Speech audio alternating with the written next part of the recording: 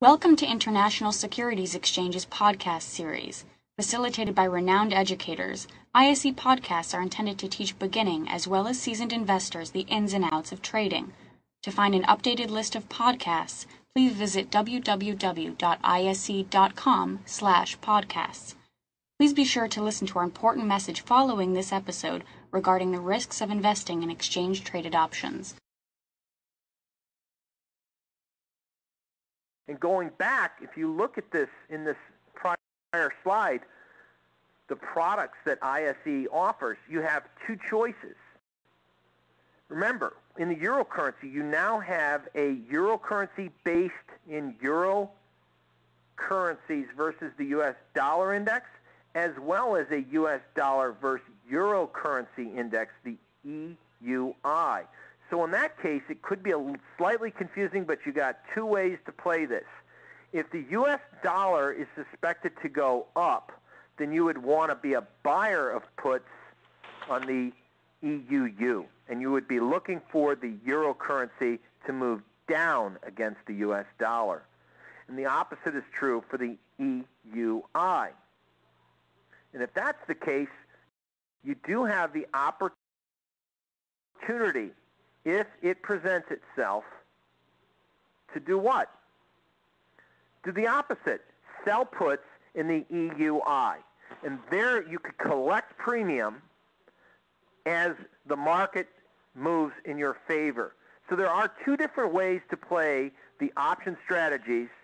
There's, as they say in the trading world, there's 10 different ways to skin a cat. There's different ways that you can play the market, and with the ISE's products, they allow you two different types of strategies for almost the same type of play, and it depends on your risk tolerance, and also it depends on your understanding of options, but they have the product there, and we have the scenario in play right now, because, folks, this is the scenario I just gave is what really is at stake right now. The FOMC here, and I'm sure a few of you do recall the FOMC minutes of their last meeting where they talked about they did not raise interest rates, right? It wasn't at the minutes of the last meeting. It was the Fed announcement. They did not raise interest rates. But they cited the economy's doing well. And all of a sudden, people started scratching their heads. Well, if the economy's doing well, why are interest rates still at zero? Shouldn't you start to tighten? Or is there something there that the Fed sees that no one else knows about? And perhaps that's why it kind of stunted the move in the U.S. equity markets, and we really haven't seen a tremendous move in the U.S. dollar until just this week. We also are at a very important turning point right now, which is we're at the end of the quarter. Folks, not many fund managers are going to risk their entire month's work or their entire quarter's work in the next 2 trading days.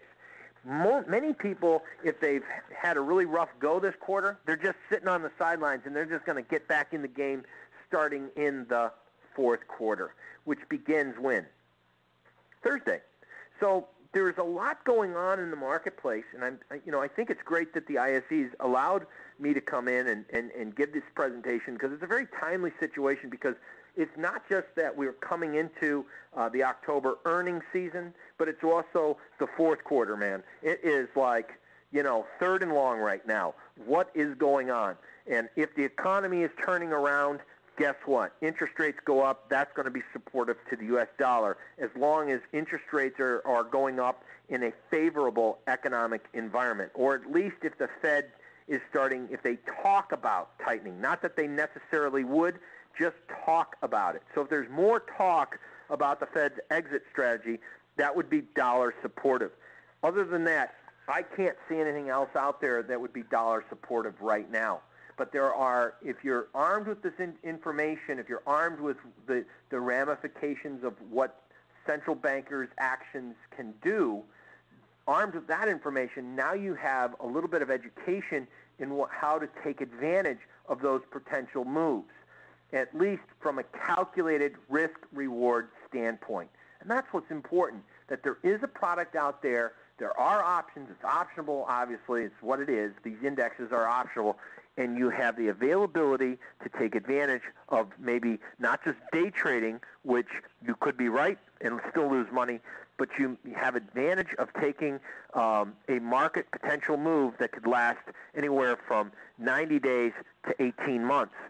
So using options is a great way of participating in this so-called eventual move that we're going to see. Either the economies are going to improve or we're going to be status quo, and either way, you want to maybe take a look at some of these products. Now, I talked about pivot point analysis, and just to go over, and this is not a complete session on pivot points, but just so that you understand that pivot points are a mathematical model.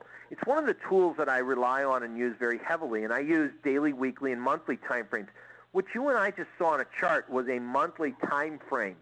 And so what's really neat is at the end of this month, which concludes tomorrow, I'm going to take the currencies high, low, the range for the entire month of September, and the close, and then we're going to be able to calculate and see what the potential condition for next month is, number one, and number two, look at what the potential high and low or predicted range will be.